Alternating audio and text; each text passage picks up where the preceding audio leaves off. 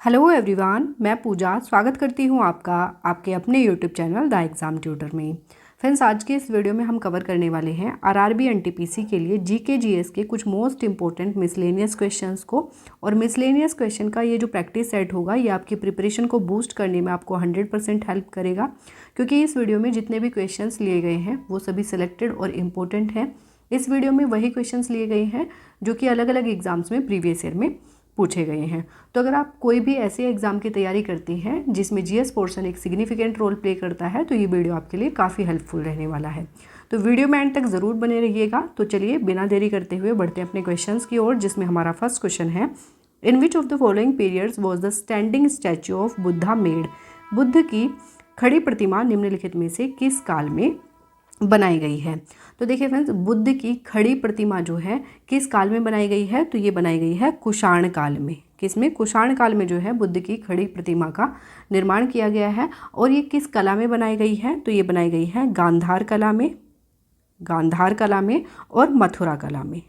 याद रखिएगा, कला भी पूछी जा सकती है एग्जाम में। आंसर हो जाएगा हमारा option C, Kushan period. Next देख लेते हैं। नेक्स्ट क्वेश्चन है हमारा, which dynasty ruled the Vijayanagar empire for the longest period. Vijayanagar साम्राज्य पर सर्वाधिक काल तक किस वंश का शासन रहा है। तो देखिए फ्रेंड्स, इस क्वेश्चन को करने से पहले मैं आपको एक बात बता देती हूँ कि इस वीडियो में हम 25 क्वेश्चंस को स्टडी करने वाले हैं। और जब भी आप इन वीडियोस को देखते हैं या फिर इन क्वेश्चंस को करते हैं तो मेक श्योर कीजिएगा कि आप कॉपी और पेन को लेकर के बैठिएगा।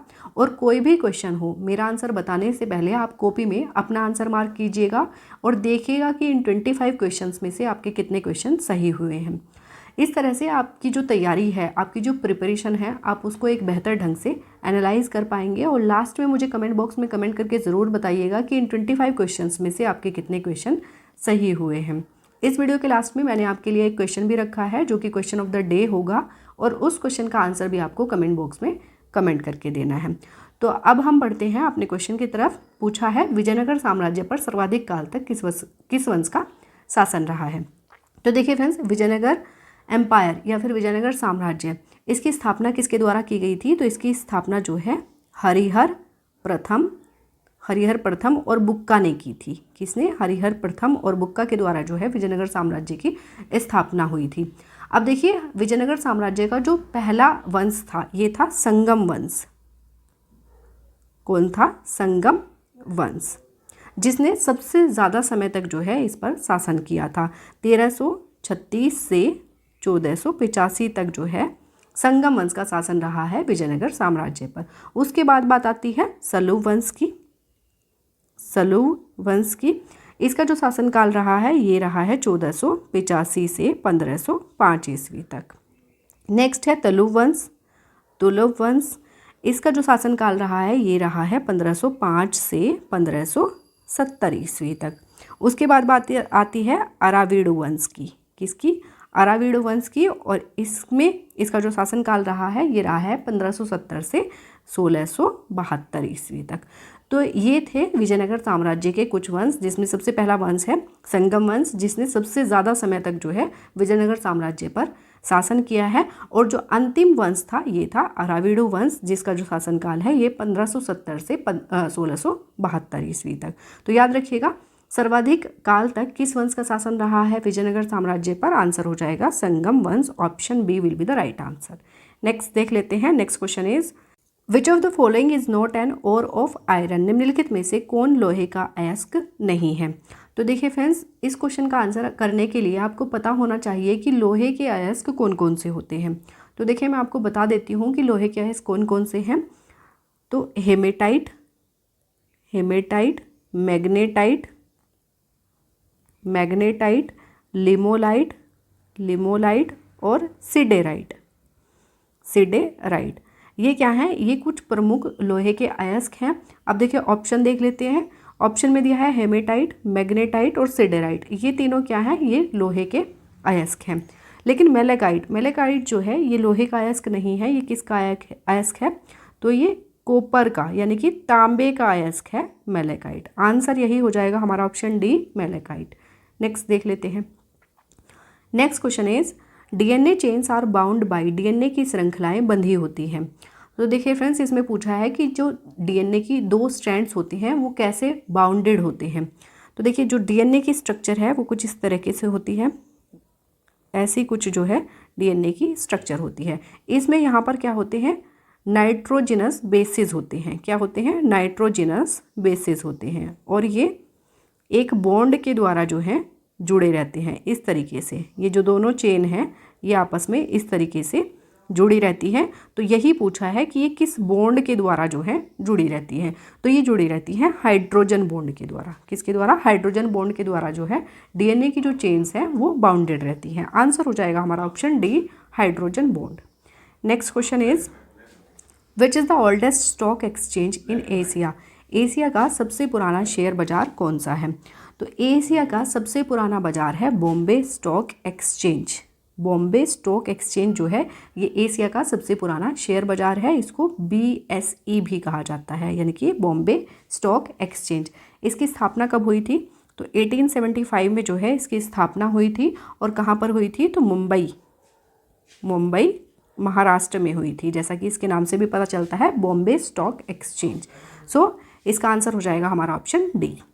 नेक्स्ट देख लेते हैं। Next question is who among the following economists gave the theory of opportunity cost. निम्नलिखित में से किस अर्थशास्त्री ने अवसर लागत का सिद्धांत दिया था। तो इनमें से अवसर लागत का सिद्धांत किसके द्वारा दिया गया था, तो ये दिया गया था गोटफ्रीड हैबरलर के द्वारा। गोटफ्रीड हैबरलर ने जो है अवसर लागत का सिद्धांत दिया था। अब ये अवसर लागत का सिद्धांत कब दिया गया था, तो ये दिया गया था 1936 में। गोटफ्रीड हैबरलर के द्वारा 1936 में जो है अवसर लागत का सिद्धांत दिया गया था। और ये क्या था, तो देखिए किसी चीज़ को प्राप्त करने के लिए जो सबसे मूल्यवान विकल्प है उसका त्याग करना ही क्या है, अवसर लागत का सिद्धांत है। किसके द्वारा दिया गया था, गोटफ्रीड हैबरलर के द्वारा। आंसर हो जाएगा ऑप्शन डी। नेक्स्ट देख लेते हैं। नेक्स्ट क्वेश्चन है हमारा विच of the following is the capital of Madagascar. निम्नलिखित में से मेडागास्कर की राजधानी क्या है, तो मेडागास्कर की राजधानी है एंटानानैरिवो। क्या है, एंटानानैरिवो जो है मेडागास्कर की कैपिटल है। आंसर हो जाएगा ऑप्शन ए। नेक्स्ट क्वेश्चन की तरफ बढ़ते हैं। Next question is according to the 2011 census which of the following states has the lowest level of urbanisation. 2011 की जनगणना के अनुसार निम्नलिखित राज्यों में से किसमें नगरीकरण का स्तर सबसे निम्न है। तो देखिए फ्रेंड्स, 2011 की जनगणना के अनुसार कौन सा ऐसा राज्य है जिसमें नगरीकरण का स्तर जो है ये सबसे निम्न है या सबसे कम है। तो आंसर हो जाएगा हमारा हिमाचल प्रदेश। क्या हो जाएगा, हिमाचल प्रदेश। लेकिन हम अकॉर्डिंग टू ऑप्शन जाएंगे। ऑप्शन में दिया है वेस्ट बंगाल, तो आंसर बनेगा हमारा वेस्ट बंगाल यानी कि पश्चिम बंगाल। और अगर पूछा जाए कि 2011 की जनगणना के अनुसार कौन सा ऐसा राज्य है जिसमें नगरीकरण का स्तर सबसे उच्च है, सबसे हाई है, तो आंसर हो जाएगा हमारा गोवा। देखिए फ्रेंड्स, कोई भी एग्ज़ाम हो जिसमें जीएस पोर्शन पूछा जाता है उसके लिए 2011 की जनगणना जो है ये काफ़ी इंपॉर्टेंट हो जाती है, क्योंकि 2011 की जनगणना से रिलेटेड 1 से 2 क्वेश्चन जो है एग्ज़ाम में ज़रूर पूछा जाता है। तो 2011 की जनगणना के आपको फैक्ट्स जो हैं ये पता होना चाहिए। 2011 की जनगणना पर मैंने एक सेपरेट वीडियो भी बनाया है, आप चाहे तो उसको देख सकते हैं। तो इस क्वेश्चन का आंसर हो जाएगा हमारा ऑप्शन डी। नेक्स्ट देख लेते हैं। नेक्स्ट क्वेश्चन है हमारा where among the following is promotion of international peace and security mentioned in the constitution of India. Bharat के संविधान में अंतर्राष्ट्रीय शांति और सुरक्षा की अभिवृद्धि निम्नलिखित में से कहाँ पर उल्लेखित है। तो देखिए फ्रेंड्स, भारत के संविधान में अंतर्राष्ट्रीय शांति और सुरक्षा की अभिवृद्धि से संबंधित जो अनुच्छेद है ये कौन सा है, तो ये है आर्टिकल 51। आर्टिकल 51 में जो है अंतर्राष्ट्रीय शांति और सुरक्षा की अभिवृद्धि से संबंधित जो प्रावधान है वो दिए गए हैं। और आर्टिकल 51 किसके अंतर्गत आता है, तो यह आता है DPSP के अंतर्गत, यानी कि directive principles of state policy. तो इस क्वेश्चन का आंसर हो जाएगा हमारा in the directive principles of state policy of the constitution में दिया गया है अंतर्राष्ट्रीय शांति और सुरक्षा की अभिवृद्धि से संबंधित प्रावधान। आंसर हो जाएगा हमारा ऑप्शन सी। नेक्स्ट देख लेते हैं। नेक्स्ट क्वेश्चन है हमारा where was the first earth summit held. प्रथम पृथ्वी सम्मेलन कहाँ पर आयोजित किया गया था। तो देखिए फ्रेंड्स, जो प्रथम पृथ्वी सम्मेलन या फिर फर्स्ट अर्थ समिट कह सकते हैं इसको, ये कहाँ पर हुआ था, तो ये हुआ था रियो डी जेनेरियो में। ये कहाँ पर है, ये है ब्राज़ील में। कब हुआ था, तो ये हुआ था 3 से 14 जून तक। 3 से 14 जून तक हुआ था 1992 में। इसे पर्यावरण और विकास पर संयुक्त राष्ट्र सम्मेलन के रूप में भी जाना जाता है, यानी कि UNCED के नाम से भी जाना जाता है, United Nations conference on environment development. तो याद रखिएगा ये कहाँ पर हुआ था, रियो डी जेनेरियो में हुआ था। आंसर हो जाएगा ऑप्शन बी। नेक्स्ट क्वेश्चन की तरफ बढ़ते हैं। नेक्स्ट क्वेश्चन है हमारा, विच continent is considered the birth place of Mankind. किस महाद्वीप को मानव जाति का जन्मस्थल माना जाता है। तो ऐसा कौन सा महाद्वीप है जिसे मानव जाति का जन्मस्थल माना जाता है, तो ये है अफ्रीका। अफ्रीका महाद्वीप को मानव जाति का जन्मस्थल माना जाता है। क्यों? क्योंकि मानव की उत्पत्ति का जो स्थान है ये किसे माना जाता है, अफ्रीका को माना जाता है। ऐसा माना जाता है कि मानव की उत्पत्ति कहाँ पर हुई है, अफ्रीका महाद्वीप में हुई है। इसी वजह से मानव जाति का जन्मस्थल कहा जाता है अफ्रीका महाद्वीप को। आंसर हो जाएगा ऑप्शन डी। नेक्स्ट देख लेते हैं। Next question is, which is not the correct match of major mountain and its highest point. प्रमुख पर्वत एवं उनके सर्वोच्च बिंदु का सही मिलान कौन सा नहीं है। तो हिमालय का जो हाईएस्ट पॉइंट है या हाईएस्ट पीक है ये माउंट एवरेस्ट करेक्ट हो जाएगा। एंडीज का एकांकागुआ करेक्ट हो जाएगा। रॉकीज़ का माउंट मैरी एल्बर्ट ये करेक्ट हो जाएगा। लेकिन आल्प्स एल्ब्रस जो है ये इनकरेक्ट है। तो इस क्वेश्चन का आंसर जो है हमारा ऑप्शन डी ही हो जाएगा, क्योंकि इसमें इनकरेक्ट ही पूछा है। Option D will be the right answer. Next देख लेते हैं। नेक्स्ट क्वेश्चन है हमारा, which circle on the globe is called the great circle. Globe पर किस वृत्त को वृहत वृत्त कहा जाता है। तो देखिए फ्रेंड्स, वृहत वृत्त यानी कि ग्रेट सर्कल, इसका मतलब क्या है। तो देखिए, जो पृथ्वी के केंद्र से होकर के गुजरता है और पृथ्वी को 2 बराबर भागों में बांटता है उसको कहा जाता है वृहत वृत्त। अब ग्लोब पर वृहत वृत्त किसे कहा जाएगा, तो इक्वेटर को कहा जाएगा, क्योंकि इक्वेटर जो है पृथ्वी को 2 बराबर भागों में विभाजित करता है। आंसर हो जाएगा ऑप्शन सी, इक्वेटर। नेक्स्ट देख लेते हैं। नेक्स्ट क्वेश्चन है हमारा, in which state of USA is Silicon Valley located. USA के किस राज्य में सिलिकॉन वैली अवस्थित है। तो देखिए, यूएसए के किस राज्य में सिलिकॉन वैली अवस्थित है, तो ये है कैलिफोर्निया में। कहाँ पर, कैलिफोर्निया में जो है सिलिकॉन वैली लोकेटेड है। आंसर हो जाएगा ऑप्शन सी।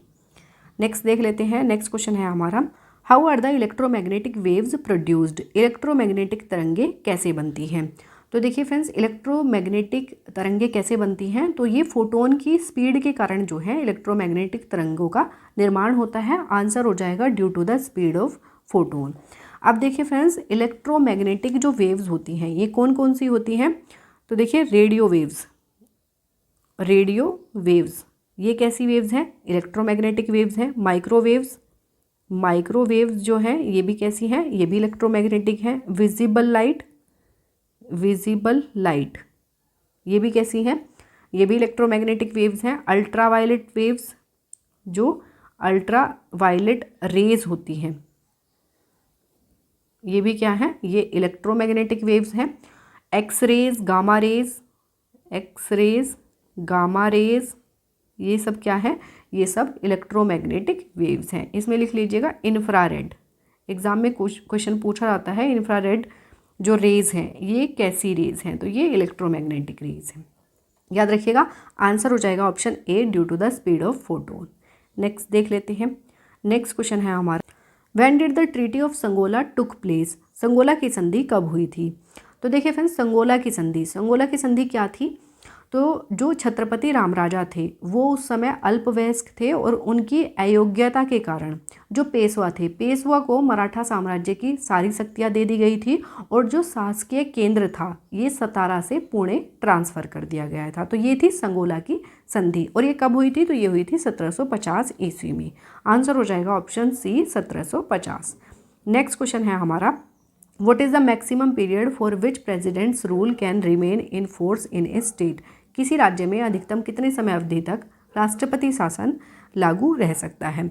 तो देखिए फ्रेंड्स, किसी राज्य में जो राष्ट्रपति शासन लागू किया जाता है ये किस अनुच्छेद के तहत किया जाता है, तो ये किया जाता है आर्टिकल 356 के तहत।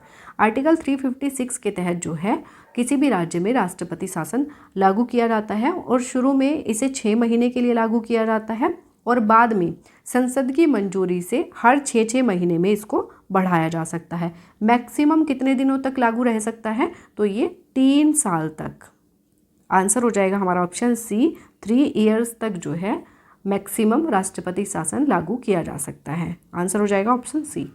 नेक्स्ट देख लेते हैं। नेक्स्ट क्वेश्चन है हमारा, where is the detail of the marriage of Chelna and Bimbisara available. Chelna एवं बिम्बिसार के विवाह का विवरण कहाँ पर मिलता है।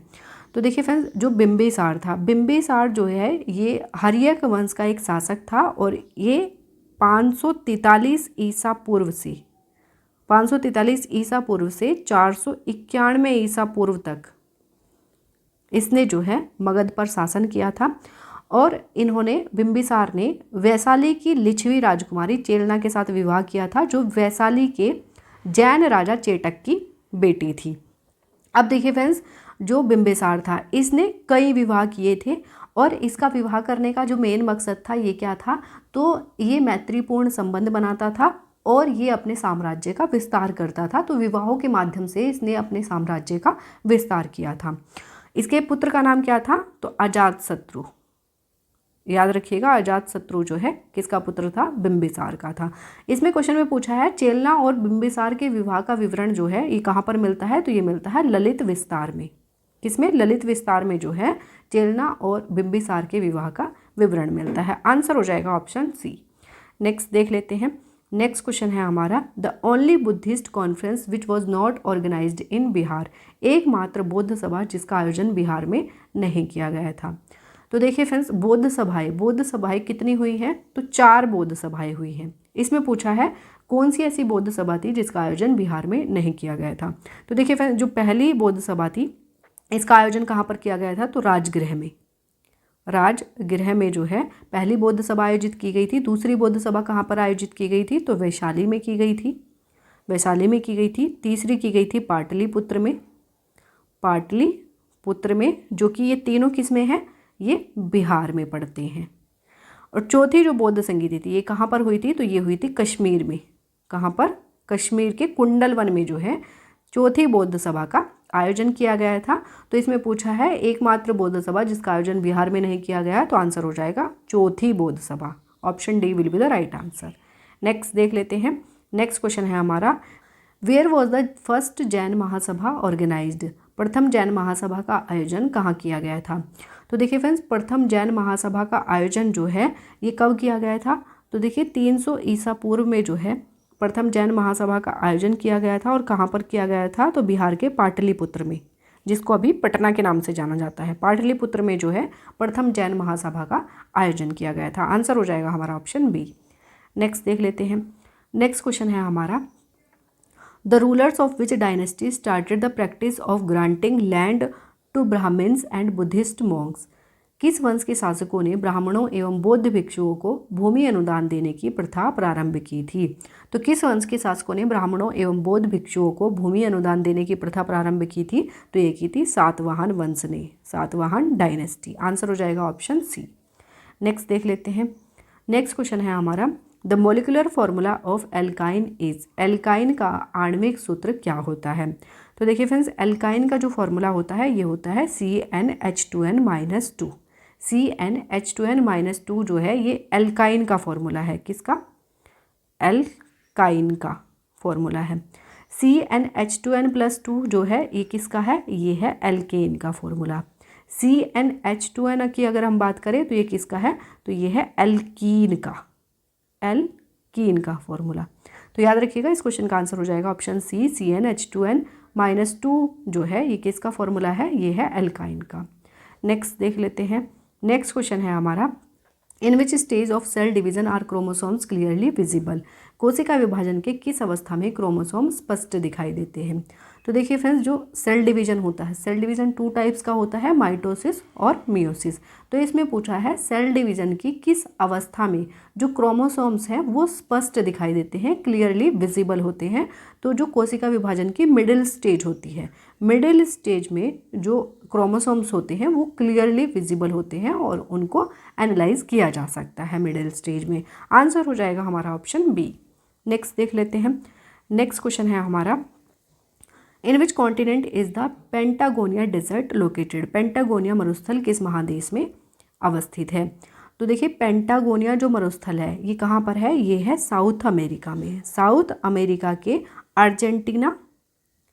अर्जेंटीना और चिली के कुछ भागों में स्थित है। किसके, चिली के कुछ भागों में स्थित है जो पेंटागोनिया मरुस्थल है। आंसर हो जाएगा हमारा साउथ अमेरिका। नेक्स्ट देख लेते हैं। नेक्स्ट क्वेश्चन है हमारा, what type of current is the Falkland current. Falkland की जलधारा किस प्रकार की जलधारा है। तो देखिए जो फोकलैंड की जलधारा है ये एक ठंडी जलधारा है। कैसी है, ठंडी जलधारा है फोकलैंड की जलधारा। आंसर हो जाएगा ऑप्शन बी। नेक्स्ट देख लेते हैं। तो नेक्स्ट जो है ये हमारा क्वेश्चन ऑफ द डे है और इस क्वेश्चन का आंसर आपको कमेंट बॉक्स में कमेंट करके देना है। तो देख लेते हैं इसमें कौन सा क्वेश्चन दिया है। What is the full form of DRDL। DRDL का पूर्ण रूप क्या है। ऑप्शंस हैं differential research and documentation laboratory, department of research and development laboratory, defence research and development laboratory या फिर नन ऑफ द अबव। तो इस क्वेश्चन का आंसर आपको कमेंट बॉक्स में कमेंट करके देना है और आप मुझे कमेंट बॉक्स में कमेंट करके ये भी ज़रूर बताइएगा कि इन 25 क्वेश्चंस में से आपके कितने क्वेश्चन सही हुए हैं। मुझे आपके कमेंट्स का इंतज़ार रहेगा। तो अब हम इस वीडियो को यहीं पर समअप करते हैं। आई होप ये वीडियो आपको पसंद आई होगी और ये वीडियो आपको अच्छी लगी है, हेल्पफुल लगी है तो वीडियो को लाइक और चैनल को सब्सक्राइब जरूर कर दीजिएगा। मिलेंगे नेक्स्ट वीडियो में नए क्वेश्चंस के साथ। तब तक के लिए wish you all the best, take care and thank you.